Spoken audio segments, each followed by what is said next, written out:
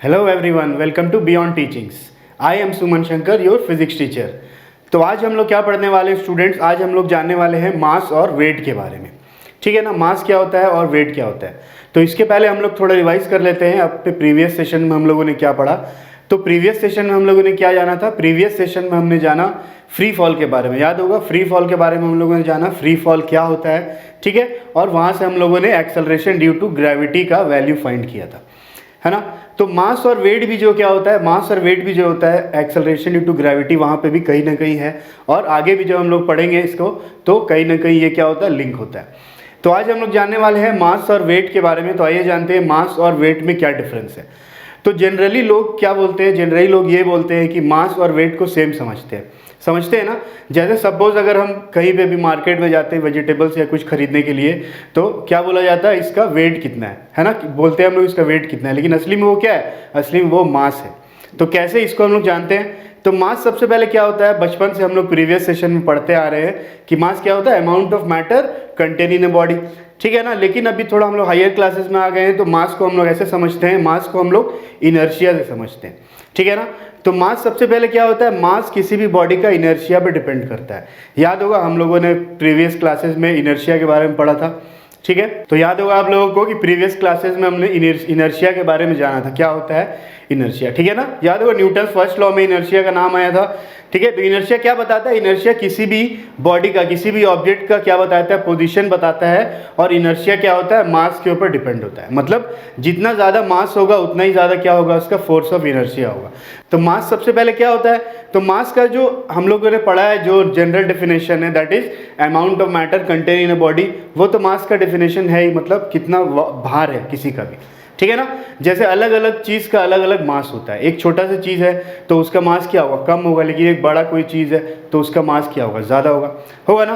तो मास क्या बताता है, सबसे पहले अमाउंट ऑफ मैटर तो है ही, और दूसरा क्या है, mass is the measure of inertia. मतलब मास से ही हम लोग क्या करते हैं, किसी का इनर्शिया को मेजर करते हैं, किसी का पोजीशन को मेजर करते हैं।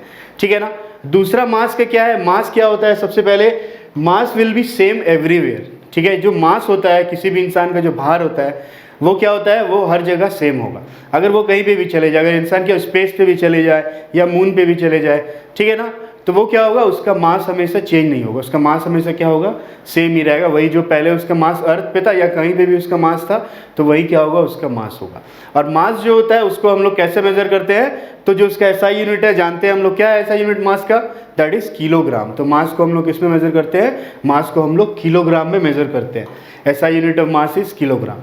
तो मास के बारे में क्या है, मास क्या होता है, सबसे पहले बॉडी का इनर्शिया बताता है। ठीक है, अमाउंट ऑफ मैटर कितना उसमें कंटेन कर रहा है। अगर कोई ऑब्जेक्ट में क्या है, अमाउंट ऑफ मैटर ज़्यादा है तो उसका मास भी क्या होगा, ज़्यादा होगा ना। दो, अगर मेरे पास सपोज 2 सैक से 2 बोरियाँ है, तो एक में क्या है, सपोज रुई है ना, रुई है, कॉटन भरा हुआ है, और दूसरे में क्या भरा हुआ है, दूसरे में सपोज कोई हेवी चीज़ भरा हुआ है, जैसे सपोज मान लेते स्टोन्स, बहुत सारे पत्थर है, तो दोनों में मास किसका ज़्यादा होगा, पत्थर वाले का मास ज़्यादा होगा। ठीक है, कि उसका इनर्शिया ज़्यादा है। समझ में आ रही है बात। तो मास क्या होता है, अमाउंट ऑफ मैटर होता है। और दूसरा क्या, कि मास कभी चेंज नहीं होता है ना। मास हमेशा, इंसान का मास क्या है, उतना ही रहेगा जितना उसका मास है उसका। ठीक है, हर जगह पे कहीं भी चला जाए, स्पेस पे, मून पे, या किसी भी ग्रह पे, कहीं पे भी प्लैनेट पे चला जाए, तो उसका मास क्या रहेगा, वही होगा।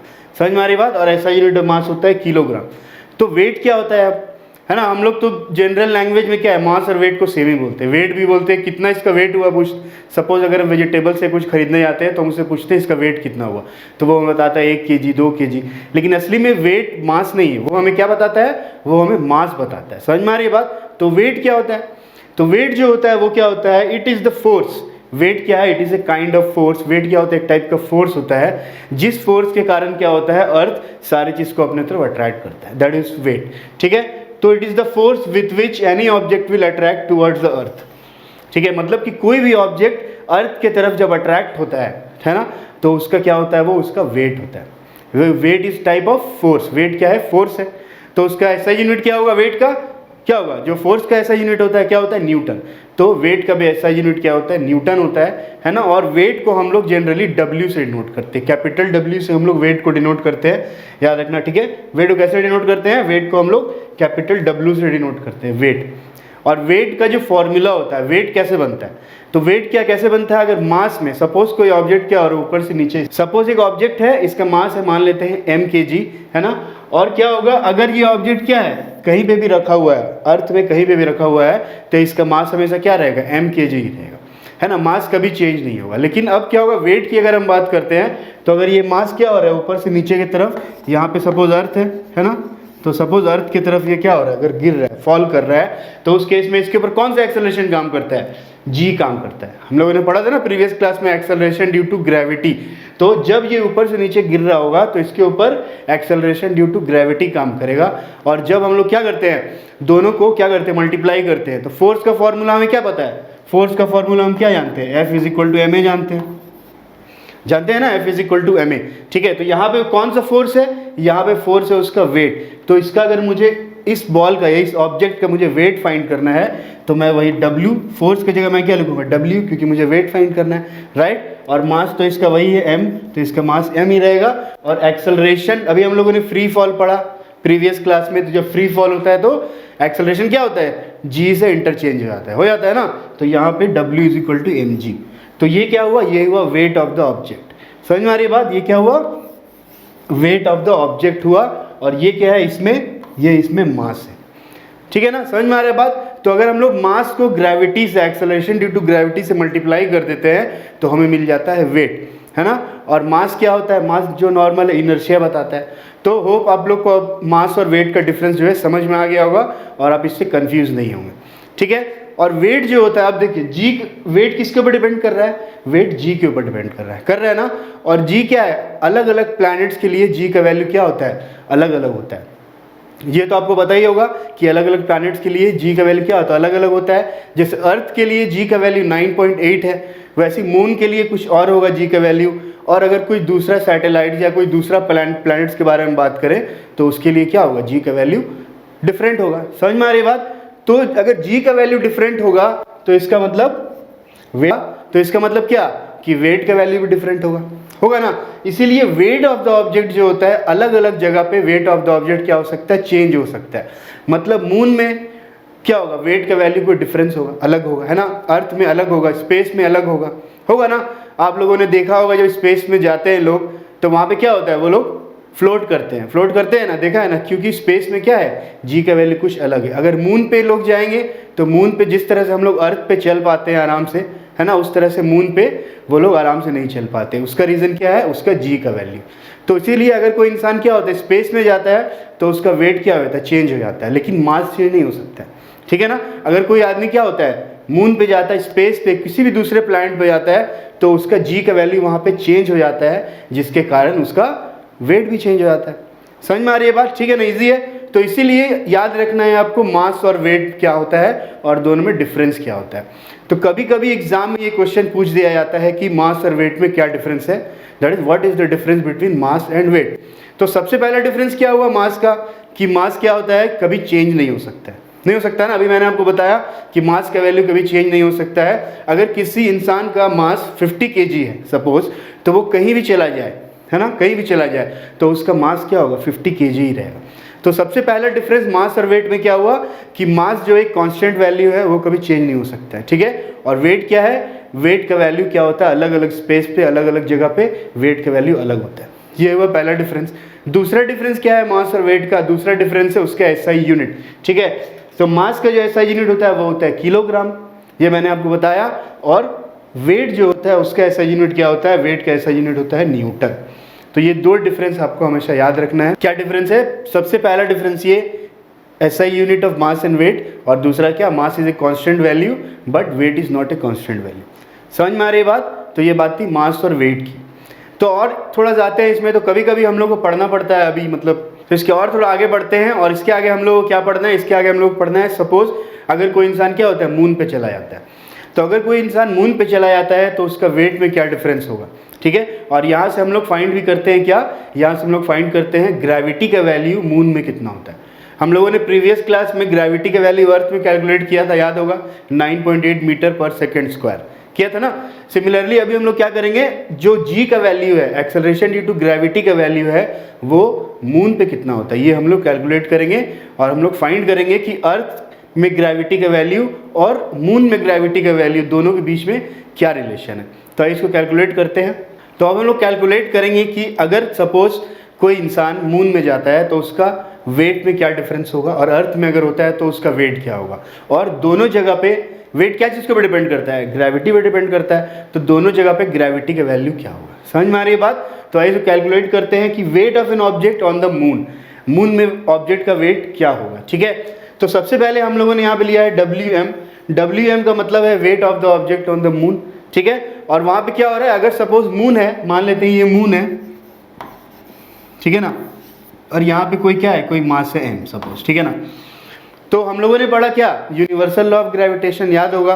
तो यहाँ पे भी क्या होगा, मास, जिस मास का वेट मुझे फाइंड करना है, जिस मास का फोर्स मुझे फाइंड करना है, और मून, दोनों में कुछ मास होगा, तो इस दोनों के बीच में क्या होगा, दोनों के बीच में ग्रेविटेशन लॉ लगेगा ना। और ग्रेविटेशन लॉ क्या होता है, product of mass divided by square of distance between them, यही होता है ना। तो यहाँ पे जब हम लोग अप्लाई करेंगे इस फॉर्मूला को, मतलब कि weight of the object on mass is equal to, वरना वेट क्या है, एक फोर्स है ना। तो फोर्स का फॉर्मूला क्या था, m into M by R square, याद है। तो यहाँ पे क्या होगा, g तो होगा ही ग्रेविटेशनल कांस्टेंट, और क्या होगा ये मास ऑफ द मून, मतलब इसका मास ऑफ द मून को मैंने मान ली mm, ठीक है, और मास ऑफ द कोई ऑब्जेक्ट। समझ में आ रही है बात, ठीक है ना। तो क्या होगा, दोनों मल्टीप्लाई होगा, divided by rm is radius of moon. ठीक है, तो रेडियस ऑफ मून जो होगा इसका वैल्यू होगा rm। ये भी प्रीवियस क्लास में मैंने आपको बताया था कि अगर कोई भी ऑब्जेक्ट क्या होगा, मून का या अर्थ का रेडियस से बाहर नहीं जाता है, इसीलिए दोनों के बीच का डिस्टेंस हम लोग क्या लेते हैं, उसका रेडियस लेते हैं। ठीक है ना, यही चीज़ है। अब यहाँ से मुझे फॉर्मूला किसका मिला, यहाँ से मुझे फॉर्मूला मिला wait of the object on moon, मैंने फोर्स जो लगा रहा है मून, ठीक है, उसके लिए क्या है, mass of the moon into mass of the object divided by radius of the moon का स्क्वायर। ये कहाँ से आया, ग्रेविटेशन लॉ से आया, है ना, ये आप लोगों को पता है। सिमिलरली हम लोग क्या निकालते हैं, wait of the object on अर्थ, किसी भी ऑब्जेक्ट का वेट अर्थ में कितना है, तो सेम फार्मूला हम यहाँ पे भी लगाएंगे। ठीक है, WE का मतलब होता है wait of the object on अर्थ, है ना, और G तो वहाँ पे भी होगा, ग्रेविटेशनल कांस्टेंट है क्योंकि, और capital M is mass of earth and small m is mass of object. समझ में आ रही बात, मतलब कि अगर यहाँ पे अर्थ है और यहाँ पे एक ऑब्जेक्ट है, तो इस ऑब्जेक्ट का मास है m और अर्थ का मास क्या है, कैपिटल M, तो दोनों के बीच में क्या है, ग्रेविटेशनल फोर्स लगेगा ना। ठीक है, तो यहाँ पे यूनिवर्सल ग्रेविटेशनल कांस्टेंट का फॉर्मूला यूज़ करेंगे हम लोग, और यूज़ करने के बाद मुझे क्या मिलेगा, ये मिलेगा। ठीक है, m इंटू एम, मतलब m is mass of earth into mass of object divided by radius of earth. समझ में आ रही बात। अब मुझे यहाँ से क्या मिल गया, मुझे यहाँ से मिल गया जो मून में जो फोर्स लगेगा, मतलब मून का जो वेट होगा, ठीक है, मून में जो किसी ऑब्जेक्ट का वेट होगा, और दूसरा मुझे क्या मिल गया, wait of any object on अर्थ। अब मैं क्या करूँगा, इस दोनों को मैं डिवाइड कर दूंगा। मैंने इस दोनों को डिवाइड किया, समझ में आ रही है बात। इसमें सारा वैल्यू क्या है, कांस्टेंट है। रेडियस ऑफ द मून भी एक कांस्टेंट वैल्यू है, फिक्स वैल्यू है ना, कुछ रेडियस होगा मून का, जैसे प्रीवियस क्लास में हम लोगों ने पढ़ा अर्थ का क्या होता है, रेडियस होता है ना। सिमिलरली मून का भी कुछ रेडियस होगा, और मास ऑफ द मून भी क्या है, कांस्टेंट वैल्यू है। ठीक है, ये एक अननोन वैल्यू है। सिमिलरली इस फॉर्मूला में मैं देखूँ तो यहाँ पे भी सेम क्या है, ये भी नोन वैल्यू है। मैं जानता हूँ मास ऑफ द अर्थ कितना होता है, जानता हूँ ना, और रेडियस ऑफ द अर्थ कितना होता है, ये भी मैं जानता हूँ। अब मैंने क्या किया, इस दोनों को मैंने डिवाइड कर दिया। डिवाइड करने के बाद जो वैल्यूज़ है सारा कांस्टेंट वैल्यू मैंने यहाँ पुट कर दिया। ठीक है, जी को मैंने जी रहने दिया। मास ऑफ द मून होता है 7.36 इंटू 10⁻22 किलोग्राम, मैंने इसके जगह इसको पुट कर दिया। इस दूसरे वाले ऑब्जेक्ट का, जिस ऑब्जेक्ट का वेट मुझे फाइंड करना है, वो तो उसका तो मास मुझे नहीं पता है, तो उसका मास मैंने मान लिया m। ठीक है, divided by radius of the moon का स्क्वायर, तो रेडियस ऑफ द मून होता है 1.74 इंटू 10⁻6 मीटर। ठीक है, इसका मैंने स्क्वायर किया। सिमिलरली मैंने इसको डिवाइड किससे किया, सिमिलरली मैंने इसको डिवाइड किया wait of any object on अर्थ, उस पर किया मैंने। ठीक है, अब यहाँ पे भी मैं क्या जानता हूँ, नोन वैल्यूज़ है, जैसे m क्या है, नोन वैल्यू है ना। तो मास ऑफ द अर्थ होता है कितना होता है, 5.98 इंटू 10⁻24 किलोग्राम। समझ में आ रही है बात। ठीक है, और रेडियस ऑफ द अर्थ होता है 6.37 इंटू 10⁻6 मीटर। ठीक है, जब इस दोनों को मैंने डिवाइड किया फॉर्मूला पुट करके, इसको डिवाइड करने के बाद सारा कुछ जो कैंसिल आउट हो गया, जी और जी क्या होगा, कैंसिल आउट हो जाएगा, एम और एम क्या हो जाएगा, कैंसिल आउट हो जाएगा। और जब इसको मैं कैलकुलेट करूँगा तो मुझे अप्रॉक्स वैल्यू मिलता है 0.165। क्या मिलता है, 0.165, और जब 0.165 को मैं क्या करूँगा, फ्रैक्शन में चेंज करूँगा, ठीक है ना, उसको चेंज करने के बाद मुझे इसका वैल्यू मिलेगा 1/6, ठीक है। तो यहाँ से मुझे क्या मिला कि किसी भी ऑब्जेक्ट का वेट मून में डिवाइडेड बाय किसी भी ऑब्जेक्ट का वेट अर्थ में क्या होता है, इसका रेशियो होता है 1/6। इसका रेशियो कितना होता है, 1/6 होता है। तो इसका मतलब क्या हुआ कि weight of any object on earth is equal to 6 into weight of any object in moon. समझ में आ रही बात, ठीक है। मतलब कि किसी भी ऑब्जेक्ट का वेट अर्थ में जितना भी होगा, ठीक है ना, वो मून के कितना टाइम होगा, 6 टाइम्स होगा। समझ में आ रही बात। मतलब कि अगर सपोज मैं इसको ऐसे भी लिख सकता हूँ, weight of the any object and moon is equal to weight of any object on earth divided by 6 WE/, ठीक है। कितना होगा, तो 6 टाइम्स होगा मून के। समझ में आ रही बात। मतलब फॉर एग्जांपल अगर सपोज किसी ऑब्जेक्ट का वेट अर्थ में अगर मान लेते हैं 60 किलोग्राम है, कितना है, 60 किलोग्राम है, ठीक है ना, तो उसका वेट मून में कितना होगा, 60/6 होगा ना, WE/60 यही है ना यहाँ पे, तो 60/6 कर दूंगा तो आ जाएगा कितना, 10 किलोग्राम। समझ में आ रही बात, ठीक है। मतलब ये हुआ कि कितना टाइम कितना कम हो जाता है, 6 टाइम्स क्या हो जाता है, कम हो जाता है, ठीक है ना। मतलब अगर किसी ऑब्जेक्ट का वेट अर्थ में 60 किलोग्राम है तो उसका ऑब्जेक्ट का वेट मून में कितना हो जाएगा, 10 किलोग्राम हो जाएगा। समझ में आ रही है बात, ठीक है। तो यही क्या है, wait of the object on the surface of moon.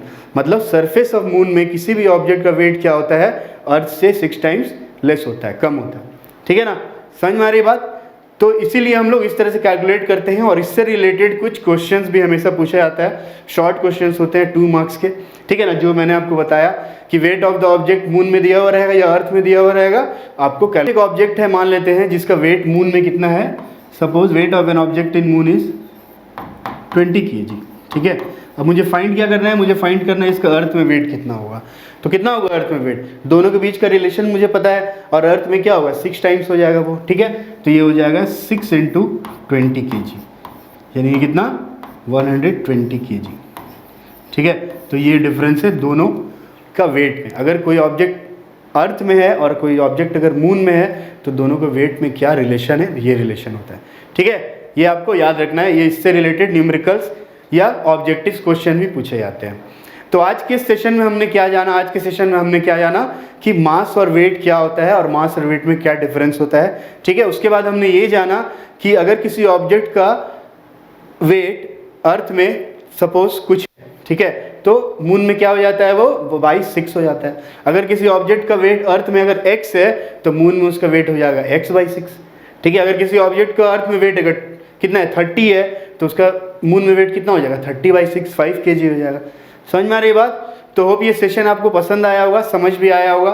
फिर भी कोई डाउट व क्वेरी हो तो कमेंट्स बॉक्स में ज़रूर लिखें। तो मिलते हैं बच्चों अगले सेशन में एक नए टॉपिक के साथ। तब तक के लिए goodbye, take care and thank you.